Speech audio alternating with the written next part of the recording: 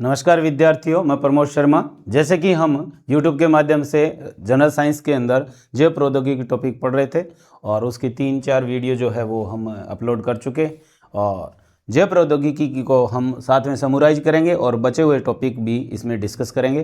तो अगर जैव प्रौद्योगिकी की बात करें तो हम साथ में इसके एग्जाम्पल्स पढ़ रहे थे। तो जैव प्रौद्योगिकी के अंदर क्या क्या और उदाहरण मिला है या क्या अनुसंधान हुए हैं, तो एक तकनीक आई है जिसे कहते हैं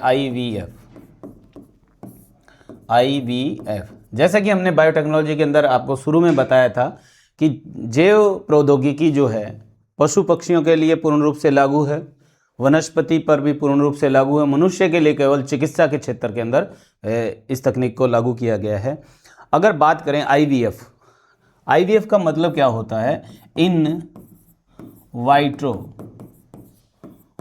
फर्टिलाइजेशन, शॉर्ट में कहें परखनली शिशु। विज्ञान ने बहुत तरक्की की परंतु ईश्वर के बराबर वो कभी नहीं हो पाया। जैसे कि हम इसके अंदर भी देखते हैं कि इसमें मानव भ्रूण का निर्माण तो प्रयोगशाला में किया जा सकता है परंतु उसका विकास जो है वो शरीर से बाहर संभव नहीं हो पाया है। जैसे कि हमने क्लोन के दौरान भी पढ़ा था कि क्लोन जो है डॉक्टर इयान विल्मुट ने जो चर्चित क्लोन बनाया था उसमें भी हमने पढ़ा था कि क्लोन जो है वो शरीर से बाहर भ्रूण तो तैयार कर दिया परंतु उसका जो विकास करने के लिए उसे बी बेड जो हमने डायग्राम के अंदर समझाया था उसके गर्भाशय में रखा, जिसे सैरोगेट मदर, स्थानापन्न माँ या फोस्टर मदर, किराए की कोख आदि नामों से जाना जाता है। परखनली शिशु या IVF तकनीक क्या है? ऐसे माता पिता या ऐसे दंपति जो शारीरिक कारणों से संतान सुख प्राप्त नहीं कर सकते उनके लिए ये तकनीक का विकास किया गया है, जिसमें कृत्रिम तरीके से अंडाणु और शुक्राणुओं का मिलन करवाकर प्रयोगशाला में भ्रूण का निर्माण किया जाता है और फिर उस भ्रूण को जो है माता के गर्भाशय में प्रत्यारोपित किया जाता है और यही तकनीक क्या कहलाती है? इन वाइट्रो फर्टिलाइजेशन या IVF तकनीक कहलाती है और यही परखनली शिशु कहलाता है। यानी भ्रूण जो है वो प्रयोगशाला के अंदर तैयार किया जाता है और उसे प्रत्यारोपित माता के गर्भाशय में किया जाता है, जिसे माता को सैरोगेट मदर, स्थानापन्न माँ, फोस्टर मदर, धात्री माँ आदि कई नामों से जानते हैं, जिसके गर्भाशय में ये परखनली जो भ्रूण तैयार किया गया है ये रखा जाता है। तो पहले तो हम वो समझ लेते हैं कि जो तैयार किया गया भ्रूण यानी प्रयोगशाला के अंदर प्रयोगशाला में तैयार किया गया भ्रूण जिस माता के गर्भाशय में प्रत्यारोपित किया जाता है उसे,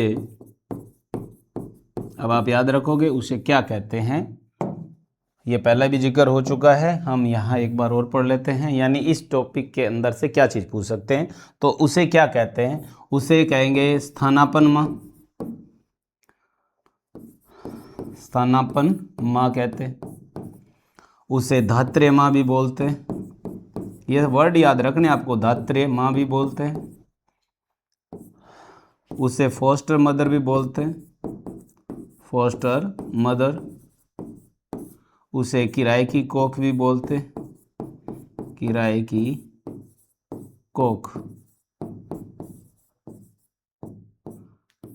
आदि कई नामों से, स्थानापन्न माँ, धात्री माँ, किराए की कोख, फोस्टर मदर, ये कई नामों से जाना जाता है। अब हम इसके उदाहरण समझ लेते हैं कि दुनिया में सबसे पहला जो परखनली शिशु पैदा हुआ, दुनिया का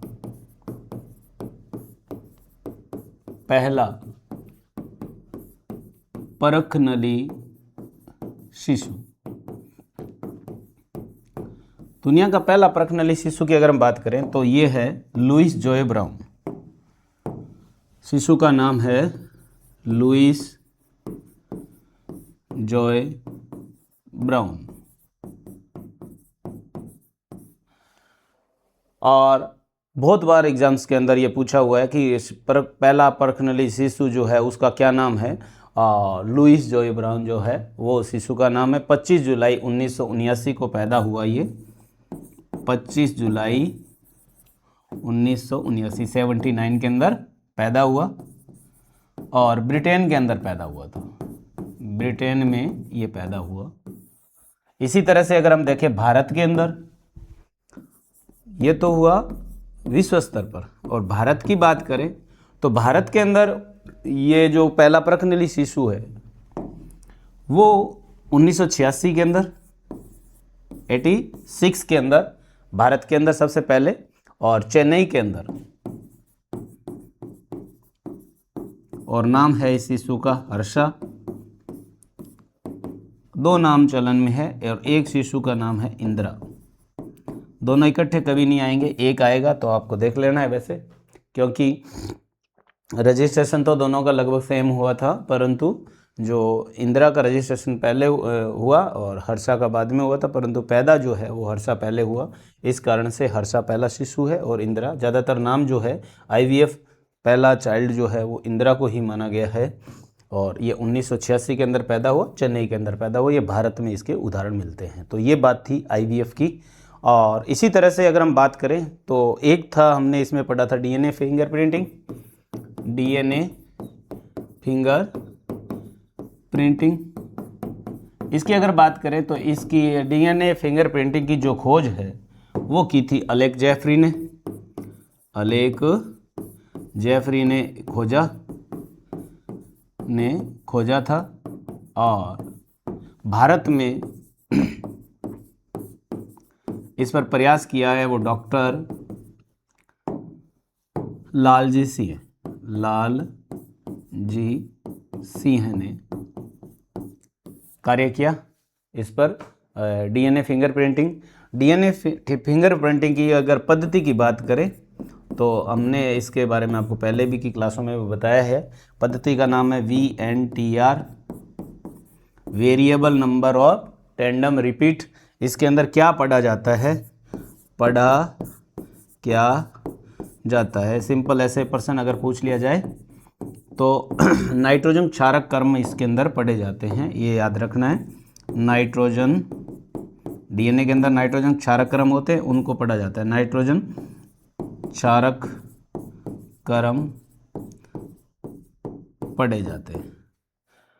और भारत के अंदर DNA जांच की प्रयोगशाला अगर बात करें, प्रयोगशाला, तो भारत में इसकी जो प्रयोगशाला है वो डॉक्टर लालजी सिंह के प्रयास से ही स्थापित हुई, और वो स्थापित हुई हैदराबाद के अंदर। तो आपको याद रखना है प्रयोगशाला कहाँ है, तो आपको याद होना चाहिए हैदराबाद। तो ये था DNA फिंगरप्रिंटिंग। तो DNA फिंगरप्रिंटिंग से संबंधित अगर प्रश्न की बात करें तो आपको पूछ सकते हैं कि इसका जनक कौन है, तो अलेक जेफरी। भारत में कौन है, तो डॉक्टर लालजी सिंह। पद्धति पूछे तो VNTR। और क्या पढ़ा जाता है, तो कहेंगे नाइट्रोजन क्षारक कर्मों को पढ़ा जाता है। पूछ ले कि क्या भारत में इसकी प्रयोगशाला है, भारत के अंदर प्रयोगशाला है, वो कौन सी है, तो आपको याद रखना है हैदराबाद के अंदर है। हमने बायोटेक्नोलॉजी के प्रारंभ के अंदर जब इंस्टीट्यूट बताए थे तब हमने हैदराबाद का वहाँ जिक्र किया था। DNA जांच एवं नैदानिक केंद्र ऐसे लिखा था। तो ये है DNA फिंगरप्रिंटिंग। नेक्स्ट अगर हम बात करें बायोटेक्नोलॉजी से संबंधित तो आती है स्टेम सेल या स्तंभ कोशिकाएं। स्टेम सेल या स्तंभ कोशिकाएं, स्टेम सेल या स्तंभ कोशिकाएं। स्टेम सेल या स्तंभ कोशिकाओं की अगर बात करें तो ये क्या होती है, कितने प्रकार की होती है, इस पर चर्चा कर लेते हैं। तो स्तंभ कोशिका या स्टेम सेल क्या होती है, ऐसी कोशिका या कोशिका का समूह। परिभाषा की बात करें तो आएगा ऐसी कोशिका या कोशिका का समूह जो कि ऐसी कोशिका या कोशिका का समूह जो कि विशिष्ट कोशिका विभाजन प्रारंभ करें, जो कि विशिष्ट कोशिका विभाजन को प्रारंभ करें, विभाजन प्रारंभ करें। इसमें कोई अंग भी बना सकते हैं, पूरे शरीर का निर्माण भी हो जाता है, पर्टिकुलर किसी पार्ट का, अंग के किसी हिस्से को भी बनाया जा सकता है, वो होती है स्टेम सेल। और अगर बात करें स्टेम सेल से संबंधित और तथ्यों की, तो स्टेम सेल की जो राजस्थान इंडिया के अंदर स्टेम सेल रिसर्च सेंटर तो है बंगलोर में, रिसर्च सेंटर अनुसंधान केंद्र, अनुसंधान केंद्र जो है वो बंगलोर के अंदर है, बेंगलुरु बोलते हैं आज इसको। तो अनुसंधान केंद्र स्टेम सेल का जो है वो तो है बेंगलुरु के अंदर। अगर बात करें कि वर्तमान में स्टेम सेल जो है कितने प्रकार की है, टाइप्स की बात करें तो वो भी याद रखना है आपको, टाइप्स कितने प्रकार के टोटल स्टेम सेल है। तो आपको याद रखना कि स्टेम सेल जो है वर्तमान के अंदर 225 तरह की स्टेम सेल है, 225 तरह की स्टेम सेल कोशिकाएं जो है वो यूज की जाती है। अब हम बात कर लेते हैं इसी के अंदर स्टेम सेल के प्रकार की। भ्रूणीय स्तंभ कोशिकाएं होती है, एक होती है भ्रूणीय स्तंभ कोशिका, और दूसरी जो आती है वयस्क स्तंभ कोशिकाएं, वयस्क स्तंभ कोशिका। ये दो प्रकार की स्टेम सेल मुख्य रूप से होती है। प्रकार की बात करें तो 225 प्रकार की है। भ्रूणीय स्तंभ कोशिकाओं से कौन सी कोशिकाएं बनाई जाती है, तो आपको याद रखना है रक्त कोशिका, त्वचा और आंत का निर्माण। रक्त कोशिकाएं, रक्त कोशिकाएं बनाई जा सकती है इनसे, त्वचा बनाई जा सकती है और आंत की कोशिकाएं बनाई जा सकती है। आंत कोशिकाएं ये किससे बनाई जाएगी, तो आपको याद रखना है ये जो है भ्रूणीय स्तंभ कोशिका से बनाई जा सकती है। और वयस्क स्तंभ कोशिका की बात करें तो इसमें अस्थि मज्जा का ट्रांसप्लांट किया जा सकता है। इसमें अस्थि मज्जा का ट्रांसप्लांट किया जा सकता है। किसी प्रकार का अगर रोग हो उससे संबंधित जो है अनुसंधान इसमें भी साथ में शामिल होते हैं। तो अगर हम बात करें इसके अंदर वयस्क स्तंभ कोशिका जो है वो कितने प्रकार की होती है, तो सबसे पहले आती है टोटीपोटेंट स्टेम सेल। पहला प्रकार आता है टोटीपोटेंट स्टेम सेल। अब आपको ये देखना है कि ये टोटीपोटेंट जो स्टेम सेल है इससे क्या बनाया जा सकता है। टोटीपोटेंट में शरीर की सभी कोशिकाओं का निर्माण किया जा सकता है। शरीर की सभी कोशिकाओं का निर्माण किया जा सकता है। देखिए आप स्टेम सेल का जो आधार है वो समझिए कि ऐसी कोशिका या कोशिका का समूह जो कि विशिष्ट कोशिका का विभाजन करके और अंग बना सकते हैं, उस अंग का कोई हिस्सा भी बनाया जा सकता है उससे। तो इसमें हमने वयस्क स्तंभ कोशिकाओं की बात करें तो नाम आया था टोटीपोटेंट स्टेम सेल। इससे शरीर की सारी कोशिकाएं बनाई जा सकती है। दूसरा नाम आता है प्लूरीपोटेंट। दूसरा नाम आता है वयस्क स्तंभ कोशिका में pluripotent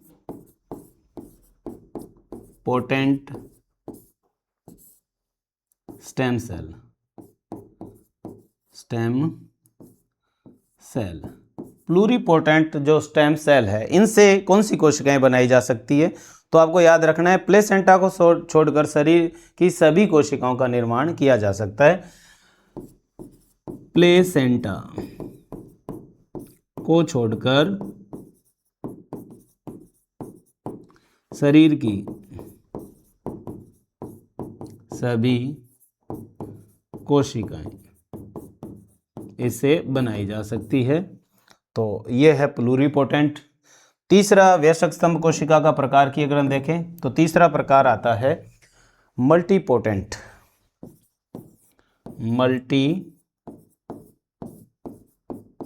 potent stem cell. Multipotent stem cell की बात करें तो विशेष प्रकार की जो कोशिकाएं हैं उनका निर्माण ही इसमें होता है। विशेष प्रकार की सेल यानी कोशिका बनाने में इसका इस्तेमाल किया जाता है। तो आप समझ गए होंगे कि स्टेम सेल जो है वो क्या होता है। तो स्टेम सेल की बात करें, स्तंभ कोशिकाएं कौन सी होती हैं? तो स्टेम सेल ऐसी कोशिका या कोशिका का समूह होता है जो कि विशिष्ट कोशिका विभाजन को प्रारंभ करे। दो प्रकार की मुख्य रूप से, और टाइप्स की बात करें तो 225 प्रकार है। भ्रूणीय स्तंभ कोशिका, इससे रक्त कोशिकाएं, त्वचा और आंत की कोशिकाएं बनाई जा सकती है। वयस्क स्तंभ कोशिका दूसरा प्रकार, इसमें अस्थि मज्जा का ट्रांसप्लांट किया जा सकता है। और ये कौन कौन से प्रकार की होती है? पहली आती है टोटीपोटेंट स्टेम सेल, शरीर की सभी प्रकार की कोशिकाओं का निर्माण इससे हो सकता है। प्लूरीपोटेंट स्टेम सेल, प्लेसेंटा को छोड़कर शरीर की सभी कोशिकाएं जो है वो इससे बनाई जा सकती है। मल्टीपोटेंट, विशेष प्रकार की जो कोशिकाएं हैं उनके निर्माण में इनका यूज किया जाता है। और स्टेम सेल अनुसंधान केंद्र जो है वो बंगलोर के अंदर है। और मुख्य रूप से अगर हम बात करें तो स्टेम सेल के अंदर पर्सन की बात करें तो आपसे प्रकार का पूछ सकते हैं, कितने प्रकार की? 225। और स्टेम सेल कितनी तरह की होती है? तो दो तरह की होती है, एक भ्रूणीय स्तंभ कोशिका होती है और एक वयस्क स्तंभ कोशिका होती है। भ्रूणीय कोशिकाओं से क्या बनाई जा सकती है? रक्त कोशिकाएं, त्वचा और आंत बनाई जा सकती है। वयस्क में अस्थि मज्जा का ट्रांसप्लांट किया जा सकता है। तो ये था हमारा टॉपिक स्तंभ कोशिका, और स्तंभ कोशिका से संबंधित इतने ही तथ्य थे। और पूर्व की क्लास के अंदर हमने जैसे नई पादप जातियों का विकास है वो हमने पूरा कंप्लीट कर लिया था। क्लोन की बात करें तो क्लोन हमने कल डिस्कस किया था पिछली वीडियो के अंदर, तो आप उसको देख सकते हो, यूट्यूब पे उपलब्ध है। क्लोन की अगर बात करें तो क्लोन क्या होता है? ग्रीक भाषा का की एल शब्द से बना हुआ है, जिसका अर्थ होता है ब्रांच या शाखाएं। और दुनिया का सबसे चर्चित जो क्लोन बना था वो बनाया डॉक्टर इयान विलमुट ने। स्कॉटलैंड जो है उस देश की रॉसलिन संस्था है, उसमें डॉक्टर इयान विलमुट थे। उन्होंने भेड़ की कोशिकाओं को लेकर और बगैर किसी नर की हेल्प के मादा भेड़ें ली थी दोनों, और फिर उनसे कोशिका से कृत्रिम भ्रूण तैयार करके मादा के गर्भाशय में इसे प्रत्यारोपित किया, और उससे जो क्लोन बना वो चर्चित क्लोन था जिसको कहते हैं डोली। तो आपको याद रखना है, डोली जो है वो भेड़ का क्लोन है। इसी तरह से क्लोन के अन्य उदाहरण भी मिलते हैं। जैसे अगर हम बात करें, मेंढक का गुर्टन ने बनाया, रीसस बंदर को टेट्रा नाम दिया गया। इसी तरह से बिल्ली का जो क्लोन है वो कैट कॉपी कहलाता है। और इसी तरह से ऊंट का जो है चर्चित क्लोन वो इंजास कहलाता है। और पश्मीना नस्ल की जो बकरी है उसका भी क्लोन तैयार किया गया, उसका नाम है नूरी। तो आप याद रखोगे नूरी किसका क्लोन है? तो बकरी का, और उसकी भी एक नस्ल है पश्मीना नस्ल की जो बकरी है उसका क्लोन है ये। एक 96 के अंदर RS के अंदर पे पूछा हुआ है, बछड़ी का भी क्लोन तैयार किया गया। बछड़ी का जो क्लोन तैयार किया गया उस क्लोन का नाम है लेक्स। आप याद रखोगे ये लेक्स जो है वो बछड़ी के क्लोन का नाम है। समरूपा जो है वो भैंस का क्लोन का नाम है। इंजास जो है वो ऊंट के क्लोन का नाम है। इंजास ऊंट के क्लोन का कहते हैं। नूरी जो है वो बकरी का। स्नूपी जो है वो कुत्ते का क्लोन है। तो आप याद रखोगे स्नूपी कुत्ते का क्लोन, नूरी बकरी का, इंजास ऊंट का, समरूपा भैंस का, और लेक्स जो है वो बछड़ी का क्लोन है। इसी तरह से अगर हम बात करें जंगली बेल, उसका भी क्लोन तैयार किया गया, उसका नाम रखा गया गोर। तो आप याद रखोगे जंगली बेल जो है वो उसका क्लोन है, उसका नाम है गोर। और घोड़े का भी प्रोमेटिया नाम दिया, प्रोमेटिया, ये घोड़े के क्लोन का नाम है। तो अगर मैं इसको रिपीट करें तो आप याद रखोगे लेक्स तो है बछड़ी का क्लोन, समरूपा भैंस का क्लोन है, इंजास ऊंट का क्लोन है, नूरी बकरी का क्लोन है, स्नूपी कुत्ते का क्लोन है, और गोर जो है वो बेल का क्लोन है। बेल वो भी जंगली बेल का क्लोन है। और प्रोमेटिया जो है वो घोड़े का क्लोन है। तो ये मुख्य जो क्लोन हैं वो आपको याद रखने हैं। और इसी तरह से अगर हम बात करें क्लोन के अंदर कि भी जो सबसे चर्चित क्लोन है वो है डोली। ये याद रखना है आपको मुख्य रूप से। डोली जो है वो क्लोन तैयार करने वाले वैज्ञानिक है, उनका नाम है डॉक्टर इयान विल्मुट। इयान विल्मुट, इन्होंने इसे तैयार किया था। और स्कॉटलैंड देश के अंदर एक संस्था है, ये देश का नाम हो गया, और ये वैज्ञानिक है। सबसे चर्चित जो है वो यही है, तो आप इस पे ज़्यादा फोकस रखोगे। देश का नाम है स्कॉटलैंड और संस्था का नाम है रासलिन ये संस्था है, रासलिन संस्था का नाम है।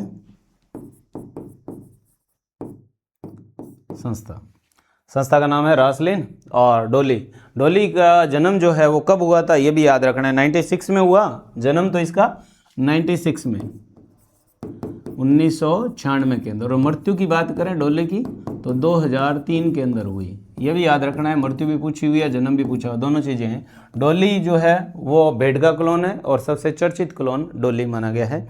इसी तरह से हम अब जैव प्रौद्योगिकी को कंप्लीट करने की कगार पर पहुंच चुके हैं। और इसमें आपको और उदाहरण की बात करें तो दुनिया का पहला प्रतिजैविक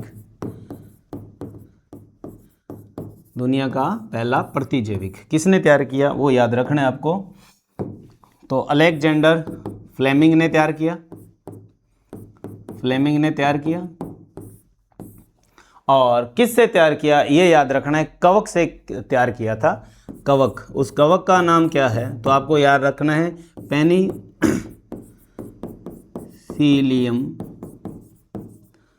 नोटेटम।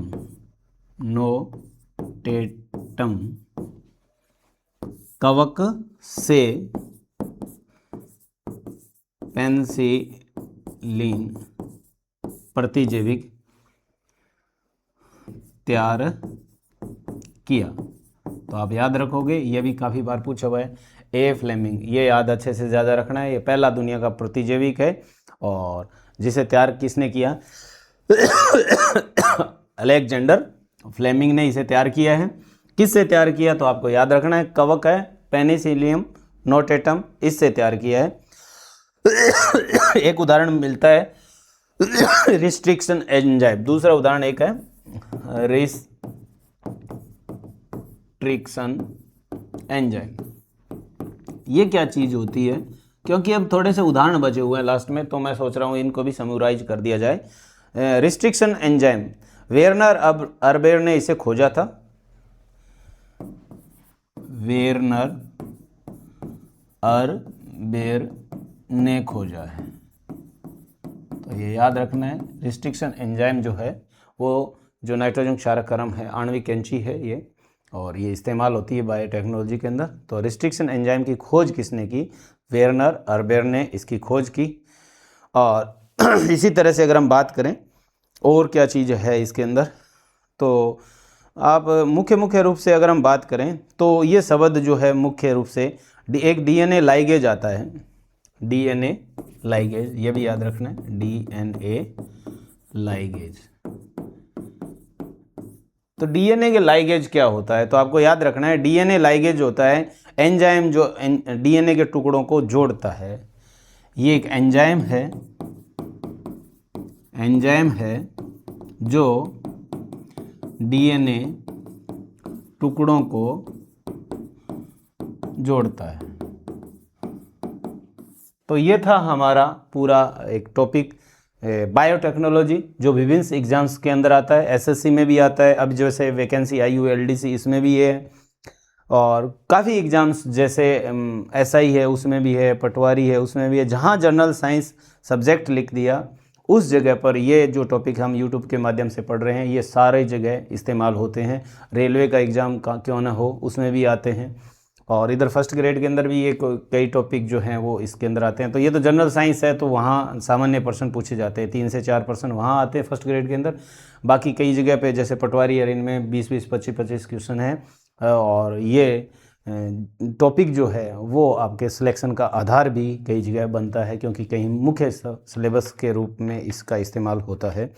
तो बात करें बायोटेक्नोलॉजी की, समराइज में कर देता हूँ, आपने लगातार प्रॉपर क्लासें लगाई है तो उसी क्रम में मैं इस चीज़ों को बता रहा हूँ। बायोटेक्नोलॉजी, सबसे पहले हमने इसमें ये पढ़ा कि बायोटेक्नोलॉजी जो है जैव प्रौद्योगिकी, 2 सब्जेक्ट है, बायोलॉजी और इंजीनियरिंग, इनके कॉम्बिनेशन से बना हुआ है। हंगरी का वैज्ञानिक है कार्ल इरेकी, इसने इस शब्द को निर्माण किया या इस शब्द को दिया। सबसे पहले यूएनओ ने इसमें ट्रिएस्टे और नई दिल्ली भारत 2 में केंद्र स्थापित किए। भारत के अंदर 1982 के अंदर जैव प्रौद्योगिकी परिषद की स्थापना हुई और 1986 के अंदर जो है जैव प्रौद्योगिकी विभाग की स्थापना हुई। जैव प्रौद्योगिकी विभाग जो भारत के अंदर है उसने क्या किया, भारत के अंदर 6 केंद्र स्थापित किए, जिसमें से मैंने आपको बताया था डीएनए फॉरेंसिक लैब जो है हैदराबाद वाली, वो आपको अच्छे से याद रखनी है। फिर इस विषय के शोध के लिए भी 3 केंद्र स्थापित किए गए, एक नई दिल्ली के अंदर है, एक एनडीआरआई है, national dairy research institute Karnal के अंदर, एक आईवीआरआई है। आईवीआर की बात करें तो इज्जत नगर बरेली उत्तर प्रदेश के अंदर है। ये तो हुए केंद्रों की बात। अब बात कर लेते हैं इसमें उदाहरण, जैसे है, अब मैं मोटा मोटा आपको दोबारा से रिपीट करवा रहा हूँ इसमें, ताकि एक वीडियो के माध्यम से भी आप फास्ट इसका जो है रिवाइज कर सको। सबसे पहले हमने उदाहरण पढ़ा था निम्फ जीन। निम्फ जीन क्या होता है, वायुमंडल की नाइट्रोजन को अवशोषित करने वाला जीन जो है वो निम्फ जीन कहलाता है। फिर हमने पढ़ा उदाहरण गोल्डन राइस। गोल्डन राइस में प्रचुर क्या होता है, तो आपको याद रखना है प्रचुर विटामिन ए होता है। फिर हमने उदाहरण पढ़ा था बीटी। बीटी एक बैक्टीरिया है, रस चूसने वाले कीड़ों के लिए विष संश्लेषित करता है और क्राई नामक जो प्रोटीन बनाता है, और इसे इस्तेमाल किया गया बाद में किसमें, कपास के अंदर और बैंगन में भी इस्तेमाल इसका किया गया है। फिर आ जाता है सुपर पोटैटो, उच्च प्रोटीन युक्त जो है आलू सुपर पोटैटो है, जिसे आशीष दत्ता ने तैयार किया, जेएनयू के प्रोफेसर है, और रामदाना से जीन निकाल कर ट्रांसफर किया था इसमें। फ्लेवर सावर टमाटर, टमाटर की भंडारण क्षमता बढ़ाने के लिए पॉलीग्लैक्टोयूरिनेज जीन का जो है इस्तेमाल किया गया। इसी तरह से अगर हम बात करें ह्यूमुलिन, कृत्रिम इंसुलिन तैयार किया गया। कृत्रिम इंसुलिन तैयार करने वाले जो थे एली लिली कंपनी है अमेरिका की, और उसने ह्यूमुलिन नाम दिया है इसको, वो कृत्रिम इंसुलिन है। फिर हमने इसका उदाहरण पढ़ा था मानव निर्मित पहला जीवाणु तो मानव निर्मित जीवाणु जो है वो है सुपरबग, जिसका वैज्ञानिक नाम है स्यूडोमोनास पुटिटा। आनंद मोहन चक्रवर्ती ने इसे तैयार किया। तेलीय अपशिष्टों का ये अपचयन करता है। इसी क्रम में अगर हम बात करें तो एक लैक्टोफेरिन जीन है जो मानव माता के दूध में पाया जाता है, और ये जो है शरीर के अंदर प्रतिरोधी क्षमता बढ़ाने वाला है, और इसको गाय के दूध के अंदर ट्रांसप्लांट किया गया, और जिसके कारण से जो गाय जो है उसके दूध की गुणवत्ता माता के दूध के समान की गई, और ये जो गाय तैयार की इसको नाम दिया रोजी। तो ये भी आपको याद रखना है। मानव निर्मित फसल है वो ट्रिटिकेल है, गेहूँ राई के संकरण से तैयार की गई है। मानव निर्मित सब्जी है पोमेटो, जो आलू और टमाटर के संकरण से तैयार की गई है। फिर हमने पुनः संयोजित तकनीक के बारे में भी बात करी कि डीएनए पुनः संयोजित तकनीक, ये तकनीक एस कोहन और एच बोयर नामक साइंटिस्ट ने जो है वो विकसित की है। इसी तरह से आनुवंशिक इंजीनियरिंग का जो जनक है वो पॉल बर्ग को कहा जाता है। फिर हमने जैव प्रौद्योगिकी के माध्यम से हमने पढ़ा था उत्तक संवर्धन। उत्तक संवर्धन की अगर हम बात करें तो चयनित कोशिकाएं लेते हैं, प्रयोगशाला के अंदर उनको मिला लेते हैं, प्रोटोप्लास्ट संलयन करते हैं, जिससे वो तैयार करते हैं वो पादपक है। और राजस्थान के अंदर अगर बात करें तो किन्नू की जो उत्तक संवर्धन प्रयोगशाला जो है वो है गंगानगर के अंदर, खजूर की जो है चौपासनी जोधपुर के अंदर है, संतरे की है वो झालावाड़ के अंदर है। तो ये था उत्तक संवर्धन। बाकी का जो उत्तक संवर्धन की ब्रीफ है उसमें आपको पीछे की वीडियो है उसमें आपको इसमें मिल जाएगा। हम यहाँ शॉर्ट के अंदर इस पर चर्चा कर रहे हैं। उत्तक संवर्धन के बाद में हमने जो पढ़ा वो पढ़ा डीएनए फिंगरप्रिंटिंग। डीएनए फिंगरप्रिंटिंग की बात करें तो अलेक्स जेफरी ने इसे अनुसंधान किया इसका, और भारत के अंदर प्रयास किया डॉक्टर लालजी सिंह, और इन्हीं के प्रयास से हैदराबाद के अंदर लैब की स्थापना हुई। पद्धति का नाम है VNTR, और जिसमें नाइट्रोजन क्षारक कर्मों का जो है वो अध्ययन किया जाता है। मानव के अंदर अगर बात करें तो 99% क्षारक कर्म सेम मिलते हैं, 1% भिन्नता में ही अपराधी की पकड़ होती है। इसी तरह से IVF तकनीक का भी आज हमने जिक्र किया ही था इसमें, कि परख नली शिशु इन वाइट्रो फर्टिलाइजेशन। भारत के अंदर जो 1986 के अंदर चेन्नई के अंदर पैदा हुआ हर्षा और फिर इंदिरा। और दुनिया की बात करें तो ब्रिटेन के अंदर 25 जुलाई 1979 को लुइस जॉय ब्राउन जो है वो पैदा हुआ, वो दुनिया का पहला परख नली शिशु है। इसी तरह से हमने पेटेंट पर भी चर्चा की। पेटेंट एक कानूनी संरक्षण है जो निश्चित अवधि के लिए पेटेंट धारी को प्रदान किया जाता है। भारत में पेटेंट अधिनियम जो है 1970 में बना। लागू अगर करें बात तो ये जो लागू है वो 20 अप्रैल 1972 को लागू हुआ। पेटेंट करने वाला व्यक्ति जो पेटेंटधारी है तो वो किस आधार पर पेटेंट करवा सकता है, तो उसको जो पेटेंट करवाना है वो चीज़ नवीनतम, अप्रकटित, मानव उपयोगी होनी चाहिए उसी का वो पेटेंट करवा सकता है। पेटेंट के अंदर अगर हम बात करें तो पेटेंट किस किस सेक्टर के अंदर करवाया जा सकता है, तो सबसे पहला पेटेंट आता है बौद्धिक संपदा का पेटेंट। आपकी कोई सोच, जैसे कि मैं अगर कहूँ कि अभी कई दिन पहले ही जैसे हमने देखा तो 2010 की बात है, ये भारत का जो मुद्रा है रुपया, उसका जो लोगो है वो चेंज हुआ है। और उसकी अगर हम बात करें तो आपने सबने देखा ही है उसको, उसका निशान ऐसे बना है ना, देवनागरी लिपि और अंग्रेजी दोनों को इस्तेमाल करके इस तरह का निशान बना हुआ है, ये लोगो बना हुआ है। तो आपको याद होना चाहिए कि ये जो लोगो है ये डॉक्टर उदय कुमार, डी उदय कुमार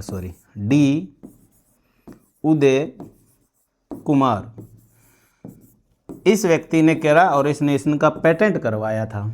तो नवीनतम है, अप्रकटित है, यूज किया जा रहा है, तो इसका भी पेटेंट, यानी ये मैं इसलिए उदाहरण दे रहा हूँ, तो ये उसकी कल्पना, इमेजिन करके उसने इसका लोगो जो है वो तैयार किया है।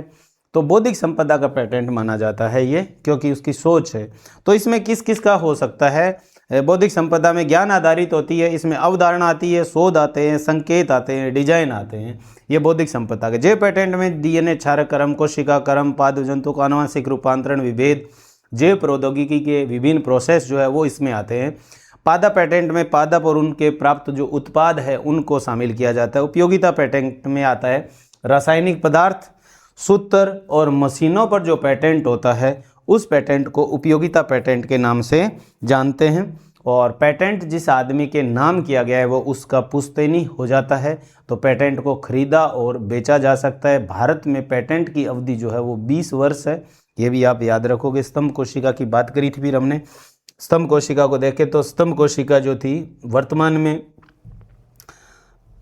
स्तंभ कोशिका जो है वो 225 तरह की है, 2 प्रकार की होती है, एक भ्रूणीय और एक वयस्क। जैसे भ्रूणीय में से तो रक्त कोशिका, त्वचा और आंत का निर्माण हो जाता है। वयस्क स्तंभ कोशिका से अस्थि मज्जा ट्रांसप्लांट किया जा सकता है। और 3 प्रकार होते हैं वयस्क के, टोटिपोटेंट, प्लूरिपोटेंट और मल्टीपोटेंट। इसी तरह से अगर हम बात करें तो फिर हमने इसमें क्लोन के बारे में पढ़ा था। चर्चित क्लोन जो था डोली का, जिसका जन्म 1996, मृत्यु 2003 में हुई थी, डॉक्टर यान विल्मुट ने तैयार किया था। स्कॉटलैंड देश के रासलिन संस्था में इन्होंने तैयार किया था। और बाकी के जो मुख्य मुख्य उदाहरण थे मैंने लिखे, ब्लैक्स बछड़ी का है, समरूपा भैंस का है, इंजास ऊँट का है, नूरी बकरी का है, स्नूपी कुत्ते का है, गौर जो है वो जंगली बैल का है, और प्रोमेटिया जो है वो घोड़े का है। तो इस तरह से हमने जो बायोटेक्नोलॉजी जो टॉपिक था उसको कंप्लीट कर दिया। और नेक्स्ट क्लासेज के अंदर हम जनरल साइंस का जो और टॉपिक है उस पर देखते हैं, और उस पर आपको शीघ्र ही वीडियो और मिल जाएगा। और आप अपना प्रेम जो है यूट्यूब पर यूँ ही बनाए रखिए, ताकि आप इन टॉपिक्स के माध्यम से अपने लक्ष्य को अच्छे से प्राप्त करें। मेरा प्रयास पूरा यही रहता है कि इस टॉपिक्स के अलावा फिर आपको इधर उधर भटकने की आवश्यकता नहीं पड़े। प्रॉपर जो है वो टॉपिक, आपके कंसेप्ट भी क्लियर हो, और आप कमेंट के द्वारा भी आपकी कोई प्रॉब्लम है तो वो भी पूछ सकते हो। शीघ्र ही जो है हम आनुवंशिकता जो टॉपिक हमने पूरा पहले कंप्लीट किया था उसके MCQ PYQ जो है वो अभी नेक्स्ट में मंडे तक आपको उपलब्ध करवा देंगे। फिर इस टॉपिक को आप तैयार कर लीजिए, नेक्स्ट में इससे संबंधित MCQ जो है वो भी आपको उपलब्ध हो जाएंगे। तो आज की क्लास को हम यहीं विराम देते हैं। Thank you.